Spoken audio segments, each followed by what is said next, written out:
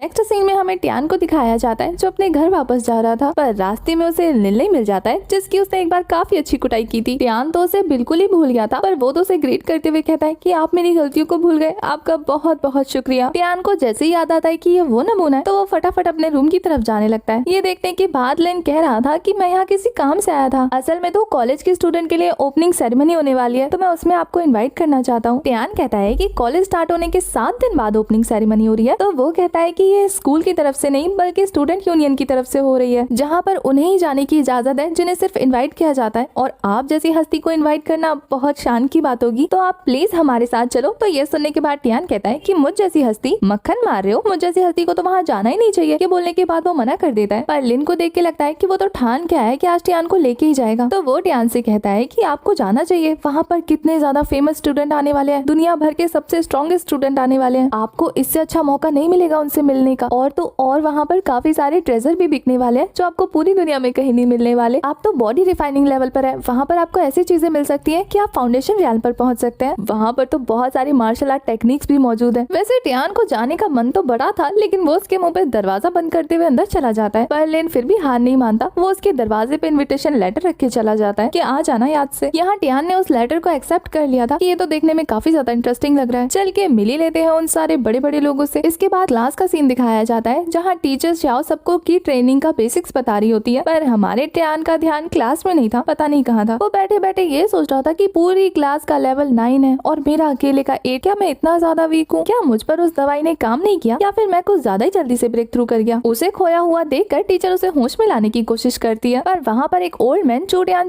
करते करते अंदर चले आते हैं। टीचर उन्हें कहती है कि क्लास में सिर्फ टीचर अलाउड है और कोई नहीं, अगर आपको किसी से मिलना है तो क्लास के बाद मिल लेना। तो वो ओल्ड मैन टीचर से कहता है कि तुम्हारे चूटियान नाम के स्टूडेंट ने एक आदमी को मारा है, उसे मेरे हवाले कर दो, मैं यहाँ से चला जाऊंगा। टीचर को तो उसकी बात पे यकीन नहीं होता, वो उससे पूछ रही थी कि क्या तुम्हारे पास कोई सबूत है? यहाँ चूटियान कह देता है कि मैं हूँ टियान, बताइए क्या कहना है। वो ओल्ड मैन टियान के पास जाकर कहते हैं कि तुमने जाई नाम के बंदे को मारा है ना गार्ड हॉल से। टीचर तो कहती है अगर सबूत नहीं है ना तो फिर दफा हो जाए यहाँ से, पर वो बंदा तो और भी सारे लोगों को वहाँ बुला लेता है। ये सभी गार्ड हॉल के मेंबर थे जो हाई लेवल के ऑर्गेनाइजेशन है टियानफेंग एकेडमी के। उन्हें देखने के बाद तो बच्चे बहुत ज्यादा कंफ्यूज हो रहे थे कि इतने सारे लोग उनकी एकेडमी में एक साथ क्या करने आ गए। मैंने तो यहाँ तक सुना है अगर ये सारे मिलकर इस एकेडमी पे अटैक कर दे तो कुछ हो जाएगा इस एकेडमी का। हमारे यहाँ के पहले डीन ने तो इनकी कुछ लोगों को यहाँ के गार्डिंग के लिए बुलाया था, ये लोग इतने ज्यादा स्ट्रॉन्ग है। उन सबको देखने के बाद तो एक बार को टीचर भी शॉक हो जाती है। यहाँ वो बंदा कहता है कि आपको एविडेंस चाहिए ना, पर वो तो अपने लोगों को ऑर्डर कर देता है कि टियान को पकड़ो। वो सभी टियान को काफी बेरहमी से पकड़ने लगते हैं। तो टियान कहता है कि तुमने कहा कि मैंने सबको मारा है, अगर मैंने किसी को मारा है तो कब मारा है, क्या तुमने अपनी आंखों से देखा है? पर वो पर्सन तो उसे ये बोलते हुए मुक्का मार देता है कि तेरी हिम्मत कैसी है मुझसे ऐसे बात करने की। क्लासमेट्स तो ये देखकर ऑफेंड हो जाते हैं और यहाँ टीचर भी उस ओल्ड मैन को रुकने के लिए कहती है कि रुको ये सब। पर वो ओल्ड मैन तो अपने आदमियों से जाकर टीचर को रुकवा देता है कि देखता हूँ मुझे इसे ले जाने से कौन रोकता है। सब लोग ये देखकर काफी ज्यादा शॉक हो रहे थे और उन्हें गुस्सा भी आ रहा था। यहाँ वो ओल्ड मैन टियान की बॉडी पर वो इक्विपमेंट देखकर जलने लगते हैं। वो तो यहाँ तक कह देते हैं कि लगता है इसने ये महंगा आर्मर चुराया है किसी का। टियान को तो ये सुन के काफी ज्यादा गुस्सा आने लगता है कि अपनी गंदी जबान से बकवास करना बंद करो, क्योंकि अगर मैं गुनहगार नहीं निकला ना तो फिर एक नॉर्मल पर्सन को अरेस्ट करने के जुर्म में तुम्हारा मैं बहुत बुरा हाल करने वाला हूँ। ये सुन के भी उस ओल्ड मैन को कोई फर्क नहीं पड़ता। निंग और फैंग तो उस बंदे का रास्ता रोकने लगते हैं कि तुम उसे ले जा नहीं सकते यहाँ से, पर वो सभी गार्ड हॉल वाले सर्विस से थे तो अपनी रोप जमाते हुए कहते हैं कि तुम हमें रोक नहीं सकते वरना तुम्हारे लिए मुसीबत खड़ी हो जाएगी। यहाँ निंग तो कहती है कि अगर तुमने इसे नहीं छोड़ा ना तो मैं अपने ग्रैंडफादर के पास चली जाऊंगी। ये सुनकर तो वो पर्सन जोर जोर से हंसने लगता है, ये कहते हुए कि मैं तो सारे रूल फॉलो करता हूँ, तुम कंप्लेन किस चीज की करोगी? यहाँ मैं अपना काम कर रहा हूँ इसलिए चुपचाप मुझे अपना काम करने दो। पर तभी वहाँ टियानफेंग एकेडमी के वाइस प्रेसिडेंट आ जाते हैं। उन्हें देखने के बाद तो सब लोग ऐसे कांप रहे थे जैसे कि जिंदा भूत देख लिया हो। यहाँ तो वाइस प्रेसिडेंट के आने के बाद ये पर्सन कह रहा था कि मैंने एक स्टूडेंट को गिरफ्तार किया है क्योंकि उसने किसी का खून कर दिया है, हमें इन्वेस्टिगेशन करनी है, ये बहुत ज्यादा सीरियस मैटर है। वाइस प्रेसिडेंट उनकी बातें सुनने के बाद टियान को अपने साथ ले जाते हैं। उन सभी के वहाँ से जाने के बाद टीचर शाओ के साथ स्टूडेंट काफी ज्यादा नाराज हो रहे थे इस बात पे। निंग रिसोर्स ढूंढने के लिए चली जाती है और अपने हाथ में रखा हुआ एक क्रिस्टल फोड़ देती है। निंग उन सभी को चुपके से वहाँ से जाते हुए देखकर सोच रही थी कि उसके ग्रैंडपा अभी तक क्यों नहीं आए, पर तभी उसके ग्रैंडपा वहाँ हाजिर हो जाते हैं, जिन्हें देखने के बाद वो काफी ज्यादा खुश हो गई थी। उसके ग्रैंडपा वहाँ आकर पूछ रहे थे सबसे कि क्या हो रहा है यहाँ पे। दादाजी के वहाँ से आने के बाद लिन भी वहाँ से चली जाती है, जो शायद इसी चीज का इंतजार कर रही थी कि अगर कोई नहीं आता तो वो खुद इस मैटर को संभालती। डीन के आने के बाद वाइस प्रेसिडेंट उनके पास चले जाते हैं तो डीन उनसे पूछ रहे थे कि वो यहाँ क्या कर रहे हैं। सभी बच्चे वहाँ आ गए थे ये देखने के लिए कि अब यहाँ क्या होने वाला है। यहाँ वाइस प्रेसिडेंट डीन को वही बताते हैं जो उन्हें अब तक पता लगा था, पर तभी निंग दौड़ते हुए आती है और कहती है कि दादाजी ऐसा कुछ भी नहीं है, ये लोग बिना एविडेंस के यहाँ से लेके जा रहे हैं। मुझे तो ऐसा लगता है कि ये लोग जानबूझ के उसे फंसाने की कोशिश कर रहे हैं। वो सभी तो कह रहे थे कि आपको पता नहीं है ये कितना ज्यादा खतरनाक है, पर दादाजी तो सबको चुप करा देते हैं। यहाँ टियान हंस रहा था कि वीक को बुली करने आते ना, अब स्ट्रॉन्ग के सामने लड़के दिखाओ। उन्होंने अभी तक टियान को छोड़ा नहीं था तो वो डांट के छुड़वाते हैं कि आप क्या मुहूर्त निकालो। जैसे ही टियान छूट जाता है निंग उससे पूछती है कि क्या तुम ठीक हो। वो तो उससे काफी ज्यादा इंप्रेस हो जाता है कि तुम तो कितनी ज्यादा औसम हो, फटाफट डीन को इन्वाइट कर लिया। अब तो डीन उससे पूछते हैं कि क्या तुम्हें कोई तकलीफ तो नहीं। वो तो ये सुन के ही नर्वस हो जाता है कि नहीं नहीं कुछ नहीं हुआ। यहाँ डीन भी टियान टियान को कुछ ज्यादा ही सर पे चढ़ा रहे थे। उसकी हरकतें टियान को कुछ अजीब लगती है क्योंकि ये वैसे ही ट्रीट कर रहे हैं जैसे कि पहले वो हॉल के ओनर कर रहे थे, क्योंकि पहले तो वो उसे मिस्टर चू कह के बुला रहे थे और फिर कहते हैं कि अगर आपको किसी भी चीज की जरूरत हो मुझसे आके कहना। वो तो और ज्यादा घबरा जाता है। यहाँ वाइस प्रेसिडेंट और वो ओल्ड मैन डीन को भड़का रहे थे कि आप ऐसा क्यों कर रहे हैं, ये तो बस एक छोटा सा स्टूडेंट है। पर डीन तो कहते हैं कि अभी जो हरकतें उन्होंने की है ना, उन्हें इसकी पूरी एक्सप्लेनेशन चाहिए, वरना तो वो इस ग्रुप को यहाँ से हटवा देंगे और ये सारा का सारा ब्लेम जाएगा वाइस प्रेसिडेंट पे। ये सुन के तो वो भी काफी ज्यादा घबरा जाते हैं क्योंकि ये सारा मैटर सिटी के डिफेंस जनरल तक पहुंच गया था। तभी एक उड़ता हुआ अटैक वाइस प्रेसिडेंट के लगने ही वाला था। वो तो चिल्ला के कहते हैं कि कौन है यहाँ पर। तभी एक पर्सन अपीयर होता है और वो फटाफट उसका गला दबाते हुए कहता है कि तुम्हारे अंदर कुछ ज्यादा हिम्मत तो नहीं आ गई। डीन को तो ये भी नहीं पता था कि ये बंदा है कौन, पर तभी उन्हें पता लगता है कि ये तो सिटी के डिफेंस जनरल है जो कि टियान के लिए आए थे कि तुम्हारी हिम्मत कैसे हुई इसे हार्म करने की। वो तो कहते हैं कि गलती हो गई मुझसे, कुछ मिसअंडरस्टैंडिंग हो गई है। वो तो काफी ज्यादा भड़क जाते हैं। टियान को तो समझ नहीं आता कि आखिर इतने सारे पावरफुल लोग यहाँ आ कैसे रहे। प्रेसिडेंट तो फटाफट टियान से सॉरी बोल देते हैं कि सॉरी गलती हो गई। वो तो गार्ड हॉल का बंदा है जो कि उनके पास आकर तुम्हारी शिकायत लाया था और वो बंदा तो डर के मारे घुटनों के बल बैठ जाता है कि मैं एक्सप्लेन करता हूँ क्या हुआ। पर वाइस प्रेसिडेंट तो सारा ब्लेम उसके ऊपर डालकर उसकी कुटाई करने लगते हैं। दूर से कुछ स्टूडेंट जिनके साथ पास्ट में काफी ज्यादा बुरा हो रखा है वो तो खुश हो रहे थे कि शुक्र है टियान की वजह से उन्हें भी जस्टिस मिल रहा है। चलो टियान के पीछे सपोर्ट तो है। आज तो ये किंग टियान गया, यहाँ तक कि गार्ड हॉल के लोग भी इसे प्रोटेक्ट नहीं कर सकते। उसकी कुटाई देखने के बाद यहाँ टियान कहता है कि वाइस डीन हमें आगे से ध्यान रखना होगा कि कोई भी बिना सपोर्ट के किसी स्टूडेंट को गिरफ्तार न करे। तो वाइस प्रेसिडेंट तो उसकी हाँ में हाँ भर रहे थे कि आगे से वो इस बात का पूरा ध्यान रखेंगे कि ऐसा कुछ भी ना हो। दूसरी तरफ डिफेंस जनरल आकर उसकी खोपड़ी उठाते हुए कहते हैं कि तुम सॉरी कब बोलोगे। वो तो फटाफट सॉरी बोलने लगता है, पर टियान कहता है कि मुझे आपकी इन्वेस्टिगेशन करनी चाहिए। पर वो तो कहते थे कि मिसअंडरस्टैंडिंग हुई है, इसमें इन्वेस्टिगेशन क्या करनी। पर टियान तो काफी इतराते हुए कहता है कि आजकल वो भी काफी ज्यादा फेमस हो गया है ना, इसलिए आखिर उसे भी तो पता लगे कि कैसे बेगुनाहों का इन्वेस्टिगेशन करने पर उन्हें बुरा लगता है। और जिन लोगों ने तुमसे ये कराया उन्हें तो मैं जल्द ना जल्दी पकड़ ही लूंगा, लेकिन तुम्हें इस तरह से तो नहीं जाने दे सकते ना जब तक कि तुम मुझे कुछ सच ना बता दो। वैसे गार्ड हॉल के लोगों को पता होगा ना कि ऐसे लोगों से कैसे डील करनी है। तुम लोग तो ऐसे झूठे लोगों को पनिश करते ही रहते हो। वाइस प्रेसिडेंट क्यूआन आपको क्या लगता है। वो तो कहते हैं कि मिस्टर चू आप इस बात को मुझ पर छोड़ दीजिए, मैं संभाल लूंगा। और ये बोलने के बाद तो वो उसकी पिटाई स्टार्ट कर देते हैं। ये सब देखने के बाद तो चूटियान अपने कानों पे हाथ रख लेता है क्योंकि बेचारे को दर्द भरी चीखें नहीं सुनी थी ना। यहाँ डीन कहते हैं कि तुम्हें थोड़ा रहम दिखाना चाहिए, पर टियान कहता है कि जो मुझे परेशान करता है मैं उन्हें परेशान करता हूँ, जो मुझे परेशान नहीं करते मैं उनको कभी परेशान नहीं करता। मैंने तो उसे चांस दिया था सच बोलने का, अब उसने नहीं बोला, इसमें मुझे कोई ब्लेम नहीं कर सकता। वैसे भी इस बंदे को देखकर ही लगता है कि इसने कितने सारे लोगों को पनिश किया होगा। तो निंग भी उसका सपोर्ट करते हुए कहती है कि दादाजी ये सच कह रहा है, ऐसे विलन्स को तो पनिश करना चाहिए। अब टियान तो वहाँ से ये कहते हुए निकल जाता है कि उसे काफी ज्यादा भूख लगी है, वो बाद में उनसे मिलेगा। बाकी सारे तो उसे ऐसे डर रहे थे जैसे कि कोई मॉन्स्टर हो। इसी के साथ ये वाला एपिसोड हो जाता है खत्म। नेक्स्ट एपिसोड के लिए वेट करिए, तब तक के लिए bye bye, tata, take care.